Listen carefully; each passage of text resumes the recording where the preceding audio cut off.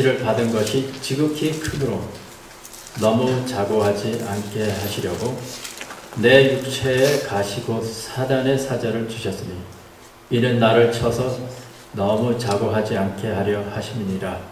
이것이 내게서 떠나기 위하여 내가 3번 주께 간구하였더니 내게 이르시기를 내 은혜가 내게 족하도다. 이는 내 능력이 약한 데서 온전해짐이라 하신지라. 이러므로 도리어 크게 기뻐함으로 나의 여러 약한 것들에 대하여 자랑하리니 이는 그리스도의 능력으로 내게 머물게 하려 함이라. 그러므로 내가 그리스도를 위하여 약한 것들과 능력과 궁핍과 핍박과 고난을 기뻐하느니 이는 내가 약할 때 곧 강함이라. My grace is sufficient.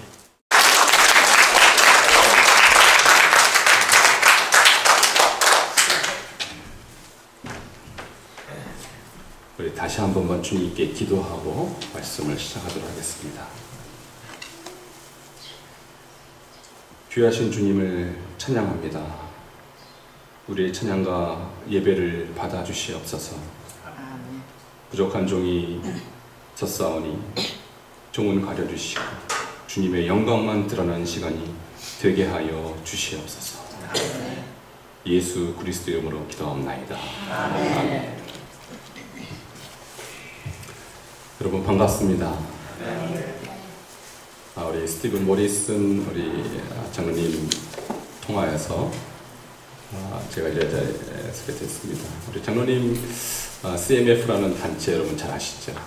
그래서 저희가 선교사님들이 선교사를 위한 부부 축제라는 프로그램에 있었는데 장로님이 본인의 인생 간증을 하는 시간을 통해서 참 제가 아주 마음간에 너무 큰 은혜를 받고 또 하나님께서 일하시는 모습을 통하여서 정말 하나님께서 얼마나 이렇게 약하고 또 세상으로 봤을 때는 정말로 불쌍한 그런 인생을 사셨는데 지금은 동일한 삶에 처해 있는 어린이들을 또 어린아이들을 또 부모를 찾아주게 하는 그런 일을 감당하는 모습을 보고 참 감동이 됐는데 오늘 그런 훌륭한 장로님과 함께 또 신앙생활 하시는 여러분을 뵙게 돼서 참 기쁘게 생각합니다.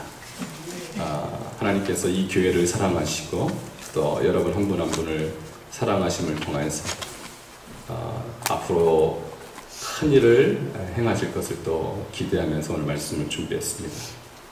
여러분 저는 중국에 있는 중국 서북 쪽에 있는 지역에서 약 12년간 사역하다가 제가 속하는 단체가 GP 선교회인데요. GP 선교회에서 선교사들을 훈련하고 양육하는 일들을 1년 동안 감당하기 위해서 또 제가 그동안 사역했던 것들을 또 논문으로 정리하는 시간을 또 미주에서 갖고 있습니다. 제가 이렇게 시간을 12년 동안 보내면서 하나님께서 참 저에게 많은 경험들을 보게 하셨는데 그 모든 것들을 한마디로 요약하라면 오늘 설교 제목입니다. 약함이 곧 강함입니다. 우리는 이렇게 생각합니다. 약한 것이 어떻게 강함이 될 수 있습니까?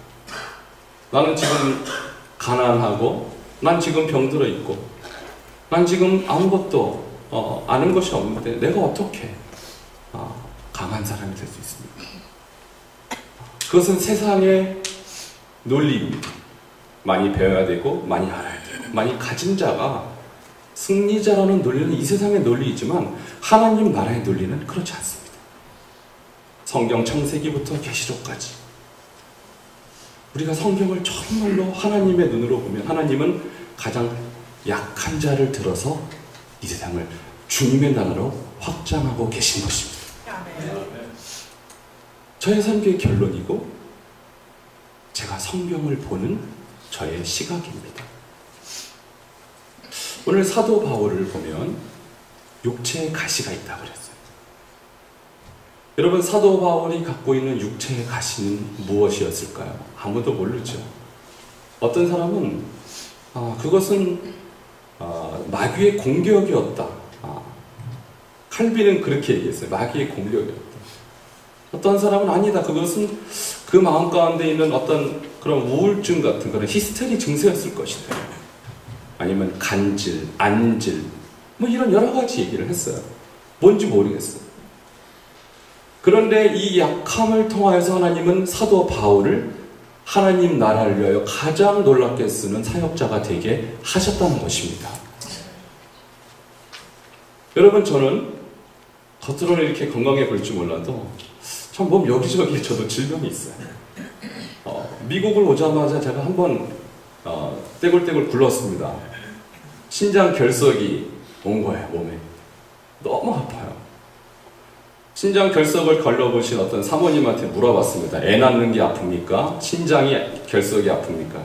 똑같이 아프답니다. 저는 애를 낳아본 적이 없기 때문에 그걸 몰라요. 애 낳는 것도.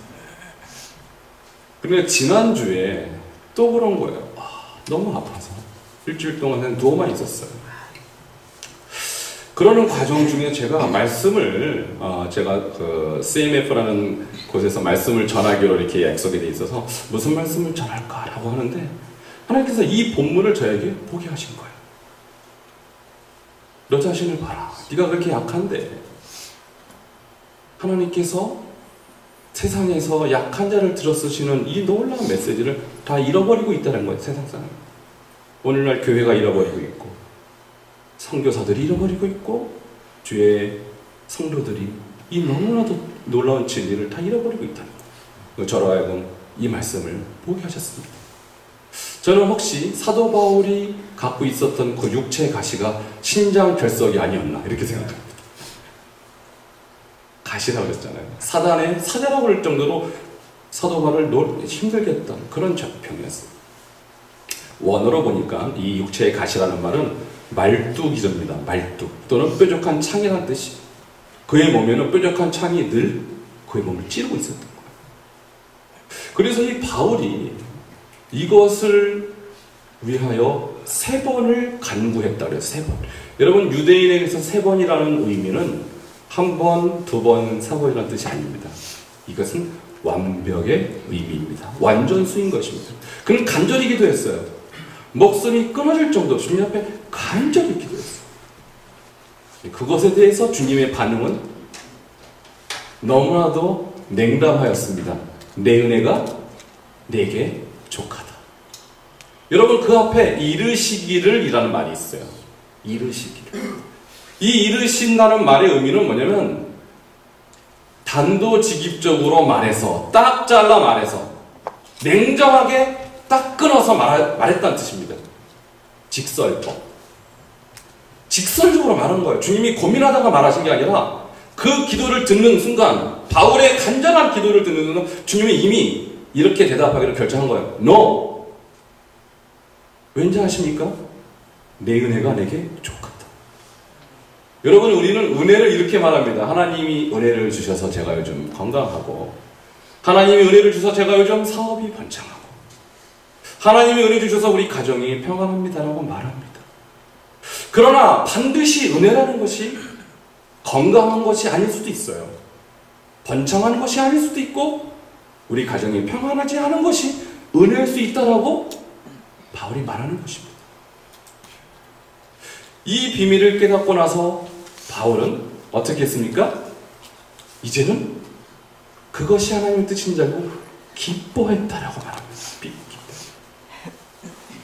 여러분, 우리 육체의 가시가 꼭 몸에 아픔을 주는 질병이 아닌 경우도 있습니다. 어떨 때는 인간 가시일 수도 있어요. 인간 가시는요, 육체의 가시보다 더 아픕니다. 나를 말로 찌르고 나를 기분 나쁘게 하고 자존심을 무너뜨리는 이것이 인간 가시. 근데 이 인간 가시가 어디 멀리 있는 게 아니라 대부분 내 옆에 있더라. 이 인간 가시한테 찔려버리면 막 자존심이 너무 상해갖고 막 죽고 싶고 그래요. 근데 그때 주님께서 하시는 말씀이 뭔지 아십니까? 내 은혜가 내게 족하다는 거. 그 인간 가시가 없던들 지금 너의 모습이 없다라는 거. 저도 물론 인간 가시가 있습니다. 누구라고 말하지는 않겠습니다. 제 아내일 수도 있고 저희 자녀일 수도 있어요. 아니면 저하고 너무나도 친한 그런 친구일 수도 있어요. 근데 그 사람들이 저에게 힘들게 했던 모든 것 가운데 하나님의 은혜가 플랜되어 있다는 것입니다. 환경적으로 우리한테 가시가 있을 수 있습니다. 사업이 열리지 않습니다. 자녀들이 진로가 열리지 않습니다. 너무 어렵고 힘듭니다. 여러분, 저에게도 사역 가운데, 선교 사역 가운데 환경적인 막힘들이 있어요. 한국 경제도 어려워지고 또 미국의 경제도 어려워지니까 저를 돕던 교회들 또 후원자들이 후원을 더 이상 못하는 거예요. 참 경제적으로 많은 어려운 가운데 사역을 할 수밖에 없었습니다. 그런데 그때요, 제가 속한 선교단체에서 전화가 온 거예요. 저의 선교 금액이 너무나도 적어서 누군가 후원을 하겠다는 사람이 있으면 저한테 연결시켜 주겠다는데, 그래서 그분이 누구냐? 제가 전화를 했더니요, 이분이 앞을 보지 못하는 시각장애인이었던 거예요. 아마도 이분은 자기의 어떤 장애인 연금의 일부를 저한테 헌금했을지도 몰라요. 제가 그 전화를 끊고 나서 전화가 왔는데 이런 감동이 있는 겁니다. 그분은 과부의 두렵돈을 너한테 헌금하는 거예요. 이 세상은 가장 약한 자, 앞을 볼 수 없는 장애인을 통해서 저의 선교를 돕는 하나님의 이 모든 플랜을 보고 하나님께서 제 마음 가운데 이런 말씀을 주시는 거예요. 네가 돈이 없어서 선교 못하는 것이 아니라는 거예요. 나는 네가 가장 가난할 때도 너를 통해서 일할 수 있는 하나님이라는 것을 하나님께 가르쳐 주시는 거예요. 나약할 때, 힘들 때, 사업으로 막히고 환경이 막힐 때, 세상을 다 잃어버린 것 같은 마음이 들을지라도 하나님은 저와 여러분을 보고 계십니다. 그리고 그것이 하나님의 계획일 수 있다는 거예요. 건강을 잃을 때라도, 길이 막힐지라도 그것을 통하여 하나님을 더 가까이 만날 수 있는 길이 있다면 그것이 은혜입니다. 여러분, 그래서 바울이 너무나도 기뻐했는데 그 기쁜 이유가 뭐냐면 그것을 통하여서 하나님의 은혜가 더 머물게 하기 위한 거라는 거예요. 그것을 깨달았습니다. 나한테 가시가 있는 것은 하나님의 은혜가 내 위에 머물게 하기 위한 것이구나. 여기서 머물다라는 의미가 뭐냐면 구약시대의 이스라엘 백성이 광야를 거닐 때 40년 동안 얼마나 힘들었습니까? 근데 그때 주님이 안 계셨나요? 그 장막 위에 주님께서 머물러 계셨습니다. 바로 그때 썼던 그 머물다라는 의미가 사도 바울이 사용한 이 머물다라는 의미예요. 내가 고난의 길을 갈 때, 내가 광야 같은 길을 갈 때 주님의 은혜는 여전히 내 위에 머물고 계셨다는 겁니다.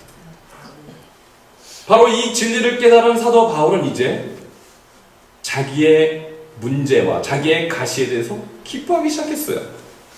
그리고 심지어 이렇게 말합니다. 내가 약한 것과 능욕과 궁핍과 핍박과 곤란을 기뻐하게 했다는 거예요. 기뻐하게 했다. 여러분 한번 생각해 보십시오. 바울이 어떤 사람입니까? 성경 13권을 기록한 오늘날 기독교 역사에서 가장 위대한 하나님의 종이 아닙니까? 그 사람이 하나님께 육체 질병을 고쳐달라고 기도했는데, 아니 그렇게 하나님을 위해서 헌신한 사람의 기도를 주님은 왜 안 들어주셨다는 말입니다. 저도 기도합니다. 하나님, 제가 너무 아프니까 좀 고쳐주십시오. 근데요, 주님께서 놀랍게 바울의 기도를 거절한 것처럼 저의 기도를 거절할 수 있다고 저는 그렇게 생각합니다. 만약에 바울에게 육체의 가시가 없었던들 그가 주님을 위해서 정말 그런 위대한 일들을 감당할 수 있었을까요? 아니에요. 그가 가시가 있었기 때문에, 연약했기 때문에 그는 주님만 바라봤던 사람이 된 것입니다. 여러분에게 모든 것이 갖춰있고 여러분에게 모든 것이 풍족한다면 여러분 그것을 의지할 것입니다. 여러분의 물질이 풍성하면 여러분은 물질의 종이 될 것입니다. 그러나 그것이 부족한 그런 환경이 나한테 계속된다면 그것은 단 한 가지 이유밖에 없습니다. 오직 하나님만 의지하게 하기 위한 것입니다. 그것을 깨달은 순간 바울은 자유해졌어요. 여러분, 제가 얼마나 제 사역 가운데 약함이 곧 하나님의 능력이 임하는 통로라는 사실을 깨달은 하나의 사건이 있었어요. 저는 저희 아버님이 목사님이세요. 한 3년 전에 은퇴하셨지만 45년을 목회하는 걸 저는 옆에서 관찰하고 간접적으로 목회가 뭔지 저는 경험을 다 했습니다. 한국에서 저는 목사가 되기 위해서 가장 한국에서 좋다고 하는 신학교, 그것도 영어로 공부할 수 있는 유일한 신학교에서 그렇게 열심히 영어로 제가 신학 공부를 했어요. 제가 대학에 있는 동안은 참 열심히 선교단체에서 성경을 암송하고 또 선교사로서 이렇게 준비 시간을 거쳤어요. 이 정도면 선교사로서 괜찮다라고 자신 있게 선교지를 나갔습니다. 그런데 저보다 먼저 그 지역에서 사역하던 어떤 장로님, 비즈니스를 하시면서 사역하는 장로님이 저한테 연락이 왔습니다. 제가 목사고 선교사니까 영적으로 뛰어날 것이다. 그래서 저를 요청한 것이 뭐냐면 그 장로님이 일하시던 곳이 서울 도시에 한 2시간 떨어진 시골이었어요. 근데 거기 예수를 믿은 처음 예수 믿은 가정에 두 자녀가 마귀가 들려서 12년 동안 동네 사람들에게 조롱받고 그렇게 보내는 집이 있다는 거예요. 그래서 제가 갔습니다. 가서 제가 보니까 마귀가 12년째 그 사람을 묶고 있는데 그 모습이 정말 귀신같이 보여요. 그 사진에 있습니다. 한번 사진 보여주시기 바랍니다. 제가 이 사람들을 보는 순간 제 몸이 그냥 얼어붙어서 뭘 어떻게 할 수가 없는 거예요. 제가 저희 아버지, 그 다음 사진 보여주시고, 전 바울의 사진이고요. 네, 저분이세요. 저 자세히 보면은 쇠고랑으로 이렇게 자물쇠를 잠궈놓고 묶어놓고 평생 이렇게 지내는 거. 안 그러면 돌아다니면서 사람들을 때리고 돌을 집어 던지고 깨물고 하는 그런 사람이기 때문에 그냥 저렇게 묶어놓고 사는 거예요. 12년째 살고 있다는 거예요. 제가 저분하고 저 동생이 똑같이 그렇게 있는데 제가 목사의 자녀로서 살았다는 것이 저 시간에 아무 의미가 없었습니다.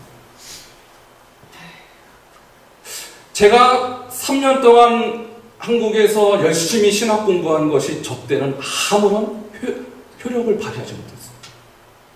대학에서 내가 그렇게 열심히 선교를 위해서 성경을 암송하고 성경 공부했던 것이 저 때는 별로 생각나지 않았어요.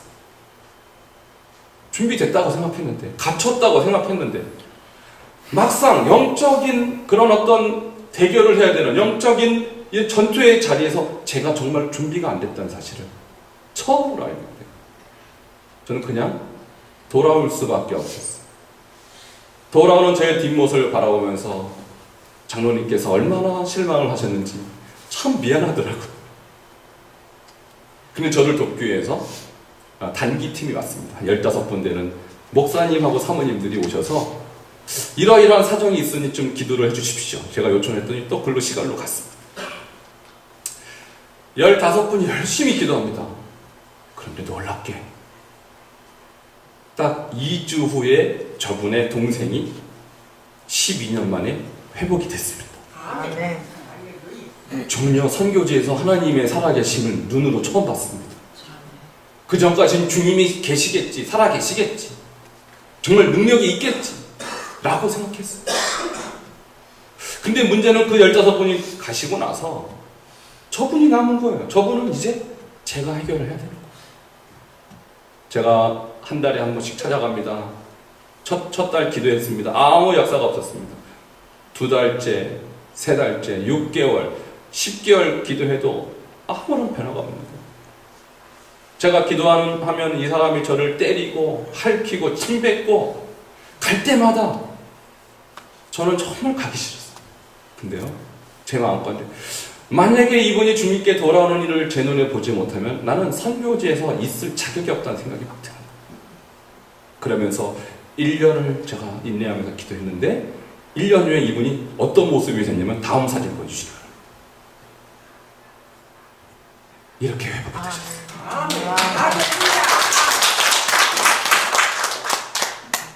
그 1년의 기간이 저한테 어떤 의미가 있었냐면 선교는 선교사의 배경으로 하는 것이 아니라 하나님이 하신다라는 것을 깨닫게 하시죠.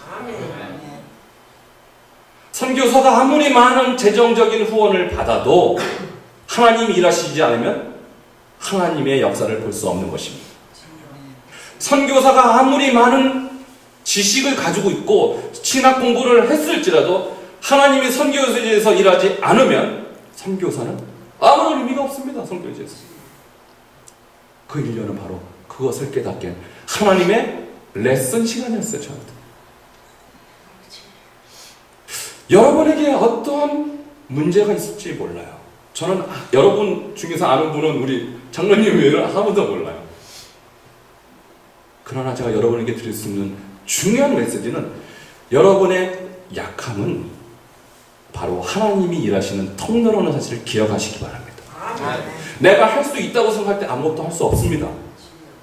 제가 배웠다고 생각한 그 지식이 선교지에서 의미가 없었습니다. 하나님의 능력 아래 무릎 꿇을 때, 하나님의 권세 아래 내가 아무것도 할 수 없다 인정할 때 하나님 그때 하기로서 일하시는 것입니다. 이러므로 저도 약한 것과 능욕과 가난함과 핍박과 곤란을 이제는 조금씩 기뻐하게 됐어요. 지금도 그렇게 기뻐하지는 않습니다. 사실 아직도 어렵습니다. 그러나 그것이 하나님이 일하시는 통로라면 그를 기뻐해야 돼요. 제가 핍박에 대해서 한 사건을 경험했습니다. 제가 있는 지역은 한 2천만 명 되는 지역인데 한 1,000만 명이 무슬림이에요. 절반이 무슬림이고 그 무슬림 가운데 많은 사람이 핍박을 받고 있어요. 사실 저도 그 지역 가서 복음을 전하는데 참 많은 선교사들이 왔지만 복음이 전해지지 않아요. 사람들이 받아들이지 않습니다. 예수를 믿는다는 것은 종교를 그들이 바꾼다는 차원이 아니라 동족을 배반하는 민족의 배신자가 되기 때문에 바꿀 수 없어요. 참 어렵죠. 그런 가운데 주님께서 저에게 정말 큰 은혜를 주셔서 한 사람이 예수님을 믿게 됐어요. 사진에 있습니다. 보여주시기 바랍니다. 그 다음 사진. 이 형제가 예수를 믿고 너무 기뻐하는 거예요. 저도 너무 기뻤어요. 그래서 함께 양육하고 교제하는 가운데 큰 문제가 발생합니다. 바로 이 형제가 예수를 믿게 됐다는 사실, 개종했다는 사실 동족에게 알려주기 시작했어요. 저 형제가 식당 가서 밥 먹으면 밥을 팔질 않아, 이 사람들이. 그리고 비난합니다. 민족의 배반자라고. 그리고 결국에는 약 38명 되는 그 동족, 민족의 대표자들이 저 사람을 불러냈습니다. 식당으로. 그리고 네가 만약에 이슬람으로 돌아오지 않으면 난 너를 죽이겠다. 돌아오든지 죽든지 결정하라는 거예요. 이틀 동안 그렇게 이 형제를 협박을 했습니다. 그리고 나서 저에게 돌아와서 하는 말이 뭐냐면 자기에게 종교를 전한 그 사람도 같이 죽이겠다는 거예요. 저는 저 형제가 자기 동족을 위해서 순교하는 것 굉장히 영광스러운 일이고 너의 민족을 위해서 의미 있는 일이라고 저는 그렇게 생각했어요. 근데 제가 그것 때문에 순교할 수 있다는 생각은 사실 안 해봤습니다. 저의 계획에는 그런 계획이 없었습니다. 그 말을 듣는 순간 저에게는 단 한 가지의 선택만 있을 뿐이었어요. 도망가는 거예요. 이 형제와 함께 기차를 타고 20시간을 멀리 도망갔어요. 그 형제에게 다시는 돌아오지 마라. 거기에서 그냥 살아라. 네가 없으면 나는 살 수 있으니까 거기서 그냥 살아라. 어쨌든 이 형제는 지금 중국까지도 떠나서 지금 유럽에서 그렇게 거주하고 있어요. 저는 이 형제의 사건을 겪고 난 다음에 선교사로서는 가치 없는 시간을 보냈습니다. 왜냐하면 예수를 전하면 믿는 것까지는 할 수 있는데 그 이후에 있을 스텝이 뭔지를 알게 된 거예요. 그걸 알았다면 제가 저 선교지를 안 갔을 겁니다. 그런 참 괴로운 시간을 보냈습니다. 선교사가 복음을 전해도 그 이후에 있을 그 두려움이 저를 엄습하기 시작합니다. 사람들을 초대하고 식사도 같이 하고 다 하지만 예수를 믿으라는 소리가 목에서 나오질 않아요. 그러는 몇 년의 시간을 참 괴롭게 보내다가 주께서 저에게 제 마음에 주에게 저의 삶을 들을 수 있는 하나의 계기를 주신 것은 뭐냐면, 저희 지역에서 중국 사람, 한족이죠. 그리고 저 무슬림들이 민족 갈등이 일어나서 서로 죽이는 일들이 일어났어요. 그러니까 지나가는 중국 사람, 한족이죠. 한족을 저 무슬림들이 자기가 갖고 있던 칼로, 무기로 그냥 무차별로 죽이는 거. 수백 명이 죽었습니다. 이틀 후에는 반대로 이 한족이, 중국 사람들이 이 무슬림들을 길거리에서 아이, 어른 할 거 없이, 노인 할 거 없이 무차별, 몽둥이로 패 죽이는 거예요. 얼마나 죽었는지 아무도 몰라요. 제가 그 한가운데서 그것을 보고 그 자리에 있었어요. 다행히 제가 그 길을 걸어가지 않았기 때문에 저는 목숨을 건질 수 있었어요. 근데 만약에 제가 그 길을 걸어가다가 무슬림들에게 걸렸다면 어떻게 됐을까요? 제 얼굴은 사람들이 저를 한국 사람으로 아무도 생각 안 합니다. 저를 중국 사람이라고 생각해요. 얼굴이. 저희 가족들은 이상하게 제 아내나 제 그 아이 중에 하나는 그쪽 현지인들, 그쪽 무슬림들하고 비슷하게 사람들이 그렇게 봐요. 그러니까 함께 지나가면 이상한 가족이죠. 그러니까 이래 죽든 저래 죽든 우리는 그 위험 속에 다행히 목숨을 건진 그런, 한 달 동안 나가지 못했습니다. 어떤 일이 일어날지 모르니까. 그러면서 저에게 마음 가운데 이런 음성이 들립니다. 네가 길거리에 가다가 칼 맞아 죽을 수도 있는 것이 삶이다. 복음을 위해서 순교하는 것이 영광스럽지, 길거리 가다가 칼에 맞든 몽둥이에 맞든 죽는 것이 영광스러울 거냐고 제 마음 가운데 그런 어떤 마음이 계속 들어요. 그러면서 하나님께서 너의 목숨은 나의 손에 달려있고 너의 생사는 나의 스케줄 속에 들어있다라는 거예요. 무엇이 두려워서 도망을 가고 무엇이 두려워서 네 마음대로 행동하는 거예요. 여러분, 그때부터 제 마음 가운데 종말적 신앙이 시작됐습니다. 그 전까지는 주님이 언젠가 오시겠지, 주님의 재림은 뭐 하는 날 언젠가 오시겠지라고 생각했어요. 그러나 여러분의 개인의 종말은 오늘일 수도 있습니다. 여러분, 만약에 오늘 밤에 주님이 오시거나 아니면 오늘 밤에 여러분 이 세상을 떠난다면 여러분 오늘 어떻게 사실 겁니까? 어제처럼 사시겠습니까?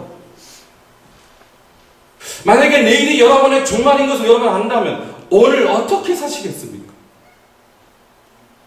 저한테 이런 하나님의 음성이 들리기 시작했어요. 너의 종말은 내가 결정을 하는 거야. 그리고 너는 내 종으로 하루하루 살라는 거예요. 여러분이 만약에 집에서 설거지를 하시는데 야구 글러브를 끼고 설거지를 하시겠습니까? 부드러운 그런 그 고무장갑을 끼고 설거지를 하시겠습니까? 여러분, 우리가 주님의 종임을 우리가 스스로 인정한다면 우리는 교만해서는 안 됩니다. 우리는 나의 스케줄이 너무 바빠서는 안 됩니다. 나의 지식을 너무 앞세워서는 안 됩니다. 종에게 필요한 역할은 주인의 뜻에 순종하는 것입니다. 지금의 주의 종들은 너무나도 바쁩니다. 주인보다 더 바빠요. 지금의 종들은 너무나도 유식하고 너무 똑똑합니다. 그래서 주인보다 더 앞서 나가고 있습니다. 그러나 하나님의 종은 하나님의 말씀에 순종하는 것에 사명이 있는 것이지, 바쁘거나 너무 똑똑하거나 너무 많이 갖추는 것이 주인의 요구가 아니라는 사실입니다. 저는 그 사건을 통해서 나에게 요구되는 하나님의 요청이 단지 순종하는 종이 되는 것임을 깨닫게 된 것입니다. 여러분, 이런 사건들이 일어나면서 제가 저 무슬림들을 향해 복음을 전하는 것이 더 이상 두려워지지 않더라고요.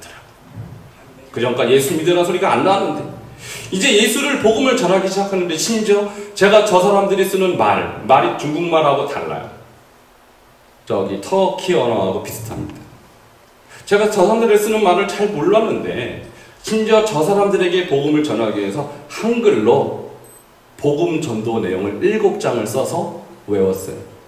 예를 들어서 하나님이 당신을 사랑합니다. 이 말을 저 사람들 말로 후다 시스니 쉐이드 그래요. 그걸 제가 후다 시스니 쉐이드 한글로 적었어요. 이렇게 7장을 써서 외웠습니다.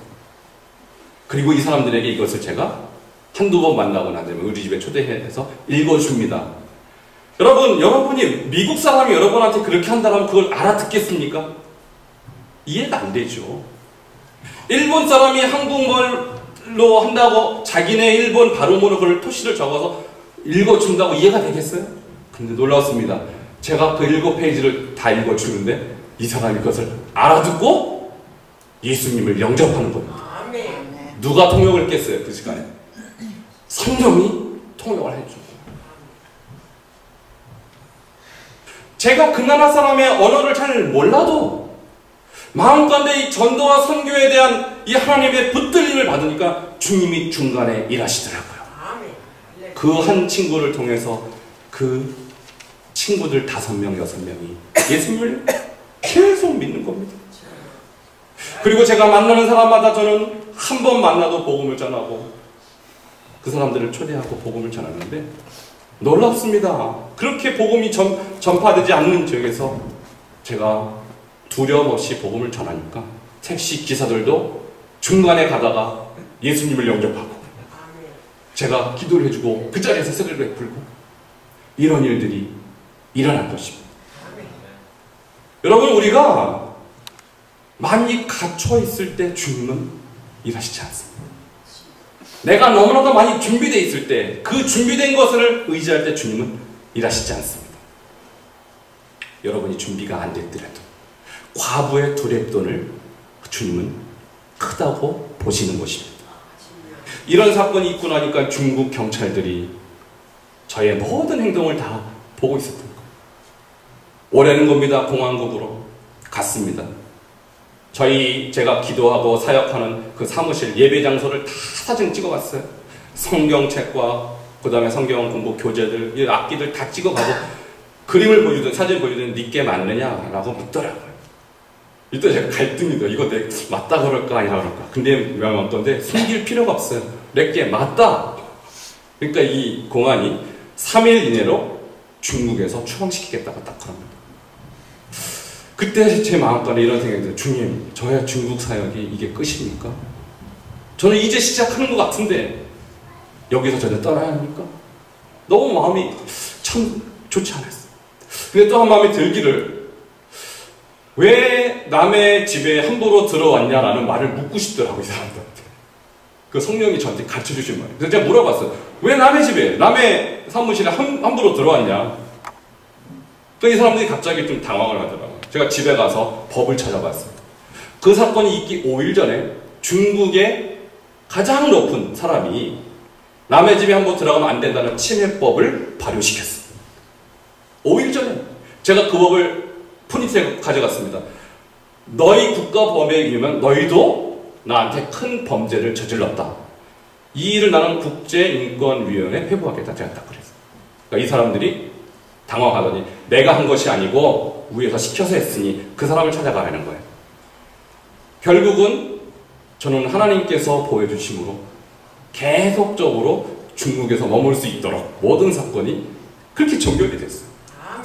여러분, 제가 중국에서 5년, 10년, 20년 제 계획대로 하는 것이 아닙니다. 제 마음대로 할 수 있는 것이 아닙니다. 하나님이 사용하시면 하는 거고 하나님이 옮기시면 옮기는 거예요. 여러분의 삶도 마찬가지입니다.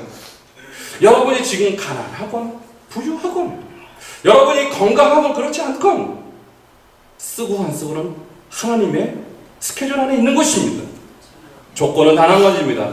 내가 주님 앞에 겸손하고 내가 약함을 인정하고 약하시면 하나님께서 쓰시기를 구하면 하나님은 여러분을 그렇게 강하게 사용할 것입니다. 이것이 제가 사역지에서 경험한 진리였습니다. 여러분, 말씀을 이제 맺고자 합니다. 초대교회에 대한 말씀을 가지고 제가 말씀을 맺고자 합니다. 초대교회는 어떤 교회였습니까? 로마의 핍박 아래에 있었던 교회입니다. 이런 예배당도 없었습니다. 아주 가난한 교회였습니다. 그들은 예수를 믿는 것이 곧 죽음이라는 사실을 알고도 주님을 믿었던 사람들입니다. 제가 작년 요맘때 바로 터키에 가서 그 우리 초대교회 성도들이 살았던 그 현장을 제가 보고 왔어요. 아주 어두컴컴한 동굴에서 300년을 인내하며 살았어요. 잡히면 곧 순교였지만 그 순교 현장에서 한 사람이 사자의 밥이 돼 죽으면 그것을 보는 로마 사람들이 충격을 받습니다. 아니 어떻게 죽음 앞에서 저렇게 의연할 수가 있는가? 불태워 죽임당하는 이 크리스찬을 보면서 로마 사람들이 충격을 받습니다. 아니 저 죽음 앞에서 어떻게 저렇게 당당할 수가 있는가? 초대교회의 선교의 전략은 놀랍게도 순교였습니다.